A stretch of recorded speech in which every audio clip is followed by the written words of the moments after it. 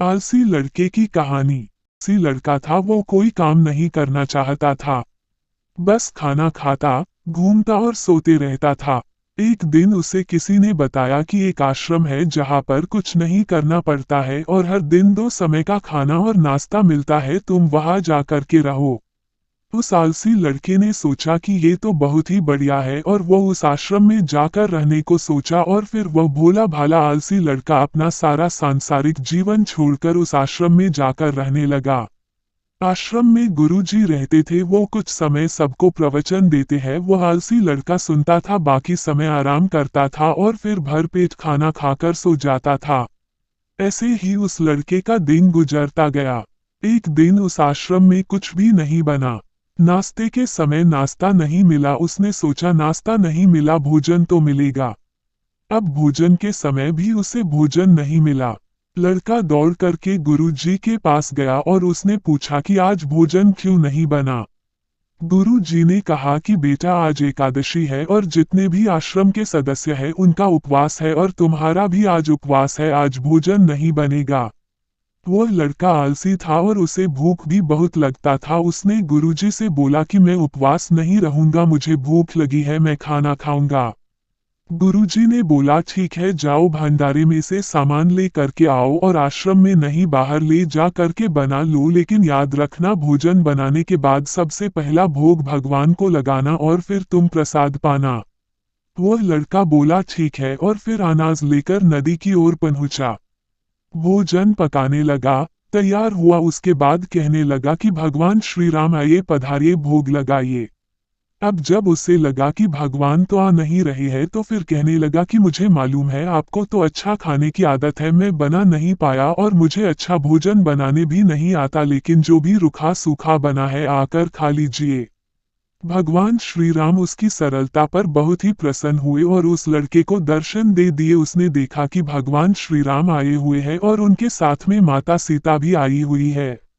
लेकिन लड़के ने सिर्फ 2 लोगों के लिए ही भोजन बनाया था, एक अपने लिए और दूसरा भगवान के लिए, और अब क्योंकि भगवान के साथ माता सीता भी आई हुई थी तो उसने उस भोजन को माता सीता और भगवान के सामने ग्रहण करने के लिए रख दिया। भगवान श्री राम और माता सीता ने भोजन किया और उसके बाद जब वह जाने लगे तो ये भोला सा आलसी सा लड़का बोला कि प्रभु आप आए, दर्शन दिए, बहुत अच्छा लगा, मुझे खाने को कुछ नहीं मिला, लेकिन कोई बात नहीं, लेकिन आपसे एक विनती है कि अगली बार जब आप आएंगे तो कितने लोग आएंगे ये बता दीजिए ताकि मैं उतने लोगों के लिए भोजन बनाकर रखा रहूं। भगवान श्री राम मन ही मन मुस्कुराए और फिर अंतर ध्यान हो गए। लड़का आश्रम गया, दिन बीतता गया और फिर एकादशी का दिन आया और इस बार उसने 3-4 लोगों के लिए अनाज ले करके खाना बनाने के लिए नदी के किनारे पहुंचा और उसने बड़ी प्रसन्नता से भोजन बनाया और इंतजार करने लगा कि प्रभु आइए और भोग लगाइए।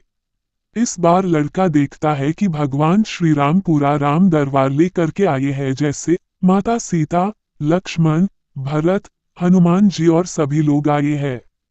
लड़के ने 3-4 लोगों का भोजन बनाया था और इस बार भी भोजन कम पड़ गया। लड़के ने निराश होकर भोजन को प्रभु के आगे रख दिया। उन्होंने भोजन किया और फिर चले गए और इस बार भी लड़का फिर से भूख रह गया। अब लड़का फिर आश्रम गया, दिन बीतता गया और फिर एकादशी का दिन आया और इस बार गुरुजी से कहने लगा कि गुरुजी मुझे इस बार थोड़ा ज्यादा अनाज चाहिए।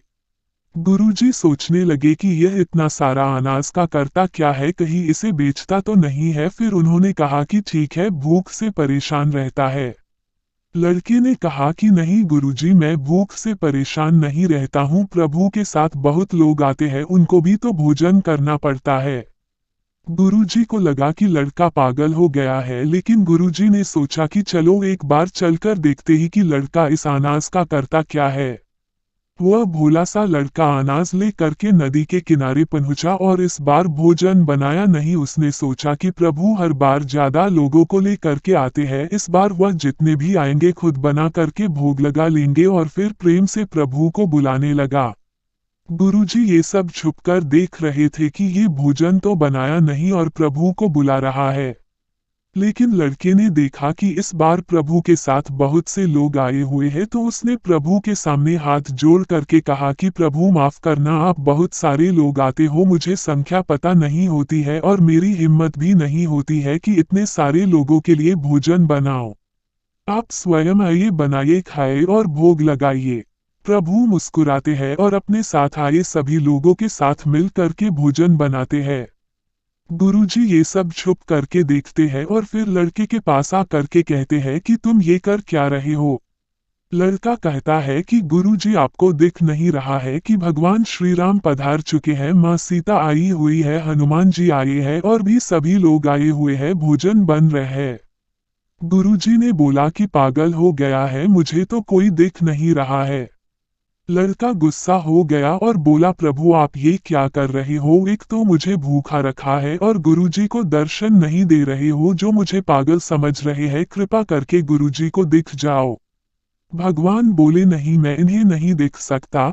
लड़का बोला, क्यों नहीं दिख सकते, मेरे गुरुजी तो बहुत महान है, बहुत बड़े ज्ञानी और ज्ञाता है। भगवान बोले, हाँ ज्ञानी और ज्ञाता होंगे, लेकिन तुम्हारी तरह सरल नहीं है। जो सरलता तुम में है वो तुम्हारे गुरुजी में नहीं है।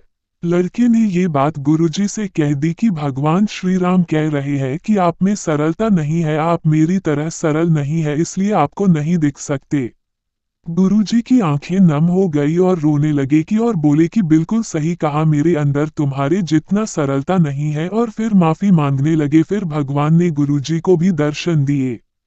ये कहानी हमें सिखाती है कि जीवन में सरलता सबसे आवश्यक है, जितने सरल बने रहेंगे उतना जीवन में आगे बढ़ते चले जाएंगे। जब आप सरल होते हैं तो आप खुद भी मुस्कुराते हैं और दूसरों को भी मुस्कुराने की वजह देते हैं।